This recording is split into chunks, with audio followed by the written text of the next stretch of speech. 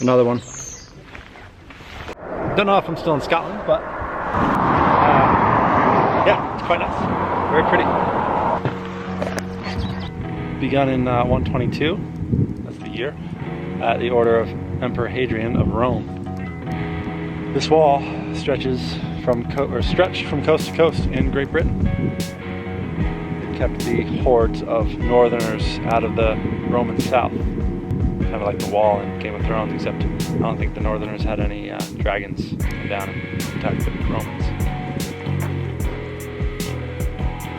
So the fort extended outside the walls of the fort. Like there were like houses over here and more stuff over here, and the wall is on the other side. This fort is almost identical to all the other forts that the Roman army built in the entire Roman Empire. Like they found forts all over Europe that basically had the same layout, same everything, same construction. I mean, I wouldn't call it strenuous, but it's a bit of a hike to get up here. You know, the fort is at the top of a pretty sizable hill. They have a path for us now, but back when they built this thing, it was like they had to carry those rocks up there. I'm sure they had some sort of wagon, maybe some horses, but still, it's a big hill.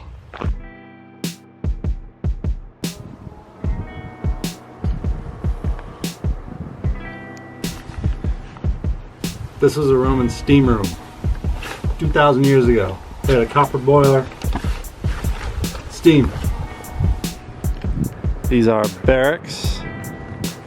They're organized pretty much exactly like we do today. There's only so many ways you can skin a cat. Hadrian's Wall Roman Fort at Homestead is super cool. It's kind of out in the sticks, so there's not really any people here. So there's no stress. It's very tranquil, very quiet, very peaceful. And the views, this is what they were protecting.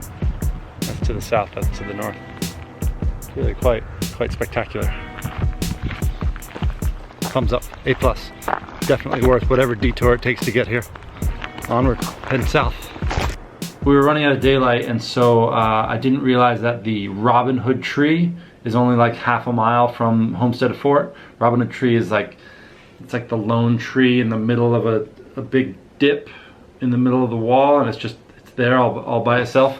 It's featured in Robin Hood, Prince of Thieves with Kevin Costner, I think it was.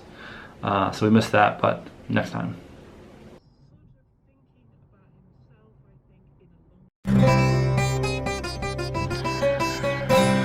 That's the castle.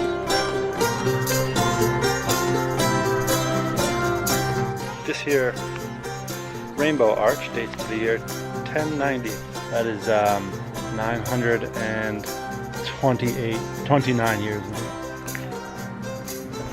I kind of didn't go in on principle because my membership that got me in everywhere else doesn't get me into the castle, but does get me into the priory, but doesn't get me into any of the royal palaces. It's very confusing.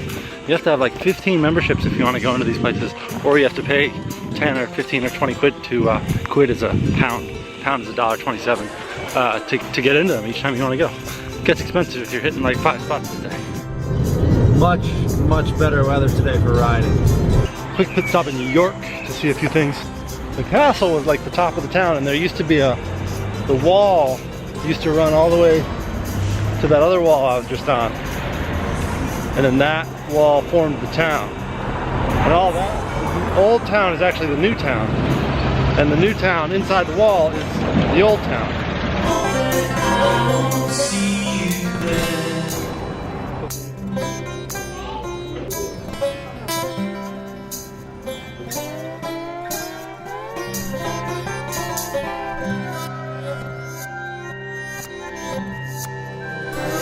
Found this wall that goes around the whole old city. Like if you were to have a crayon and a piece of construction paper and somebody asked you to draw a castle, you would draw this.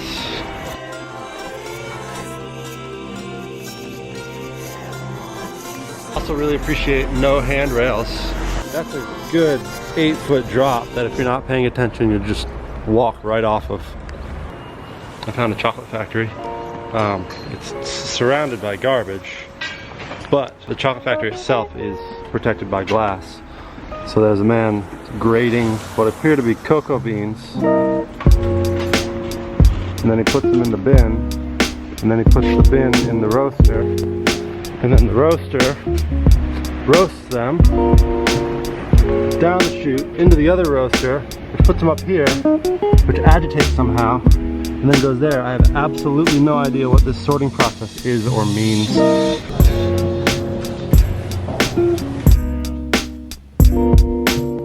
What in Sam hell is Stonegate, and where does it go?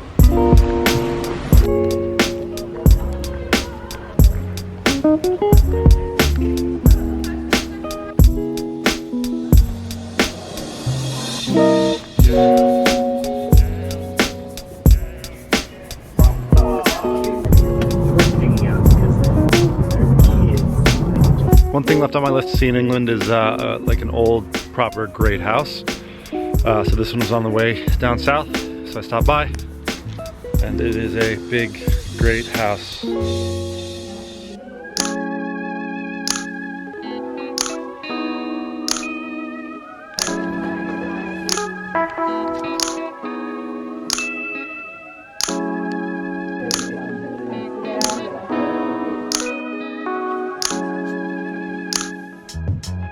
So the interior of this place is just insane, and it's perfect and exactly what I was hoping to find before I left, which is like all original, well kept.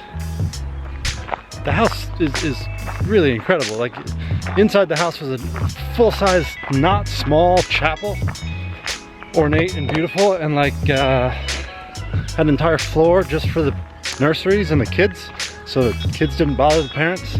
And then another floor just for the servants, and then like stateroom after bedroom after bed chamber. Like, who needs both a sitting room and a changing room? They're both the same size and both enormous and insane, but they have it.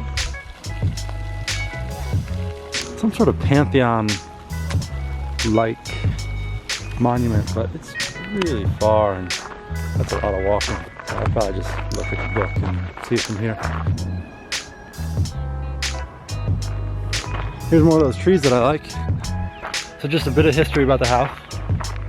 Built, I think, in the 17th century, and lived in and owned by the King James, his treasurer, and then bought by the king because the king liked it so much, and held by the royal family for some years.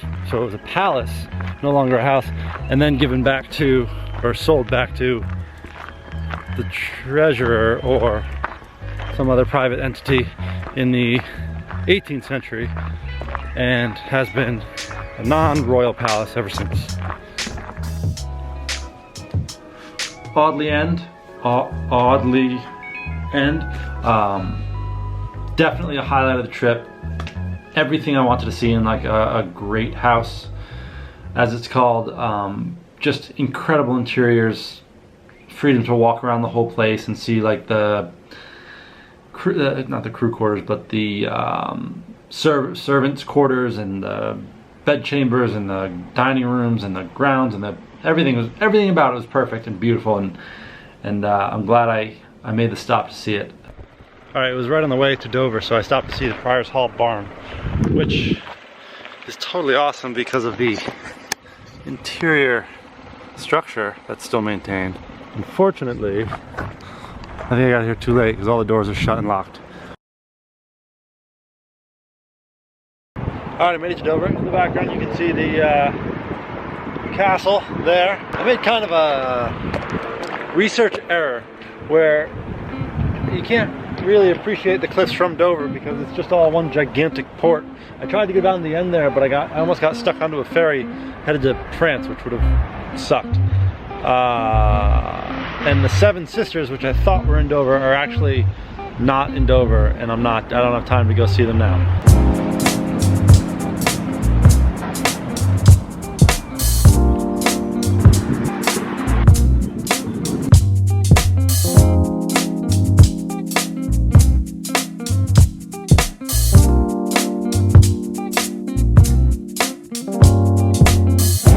Do not, under any circumstances, attempt to drive a car into central London.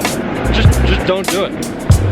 Hire a helicopter, take a boat, take a kayak, walk, whatever. Do not try to drive. Okay, last tourist stop in the UK. Last for me today. My flight's this afternoon. Last time I was here was like the one day a year the British Museum is closed.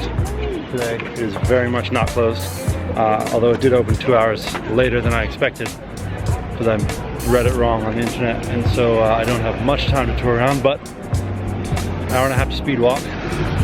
Biggest antiquities museum in the whole world. So 3 different people told me the skateboard wasn't allowed, even though it was folded up in half. And then one very rude American woman kind of yelled at me when I said, "Where is it posted, or can you show me the rule that says that?" And she was like, "Right there, it says no sports equipment." I mean, that's a bit of a stretch. Anywho, I spoke to the right guy, who was very kind, and took care of me, and now I'm headed in. All right, looks like upper level gets me ancient Greece, Egypt, and I think the Africas, although this thing is not the way to the upper level.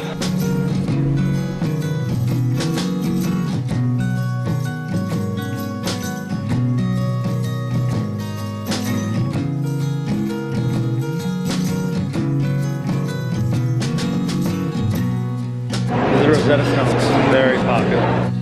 I'm almost at the finish line, not waiting for it. That's the King's Library, 1823, King George III. Alone, I don't have to think of you now. When you disappear, I will. My time's up. You could easily spend days and days and days in this incredible museum. But I think I did pretty well for a 1-hour speed walking tour. I'm sure I missed a lot though. I didn't even go in this gigantic circular piece that takes up the whole middle of the structure, but next time. Alright, that's it for the UK. Headed back stateside. It's been great. See you soon. British Museum, I've been trying to get there for 2, 5, 7 years. Finally made it. I wish I had more time. It's almost worth a trip to London just to go spend a day or 3 or 5 in the British Museum, because it is massive and everything you could ever want to see with respect to human history and antiquities is there. Alright, that's it for me in the UK. I had an awesome trip. I saw all the stuff I wanted to see and really enjoyed it. The people are great, the sites are great, English heritage is fantastic. Yeah, I was really happy with this trip. Glad I went on it, and I'm glad you watched the videos. So thanks again, and we'll see you on the next one. And maybe it'll pop in your head. A break's what I need. Uncertainties come from your mouth. Oh, like a clown car. I'm sure you don't know what you're talking about.